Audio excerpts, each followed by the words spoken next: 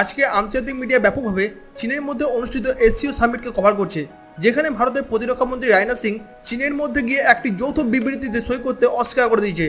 কারণ সেখানে পেহেলগাম সন্ত্রাসী হামলার কোনো ধরনের উল্লেখ ছিল না, অথচ পাকিস্তানের বালুচিস্তানে হওয়া হামলার নিন্দা করা হয়েছিল।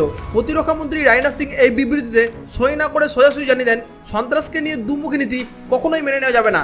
এর আগেও ভারত এসসিও সামিটের মধ্যে ইসরায়েলের বিরুদ্ধে অবস্থান নিতে অস্বীকার করেছিল, ফলে এটা দ্বিতীয়বার যখন ভারত স্পষ্টভাবে এই এসসিও সামিটের মতের সঙ্গে দ্বিমত পোষণ করেছেন। এই অবস্থানে চীন স্পষ্টভাবে একটা অস্থিতির মধ্যে পড়ে গেছে এবং আন্তর্জাতিক গণমাধ্যম ব্যাপকভাবে ভারতের এই কূটনৈতিক অবস্থানকে কভার করছে।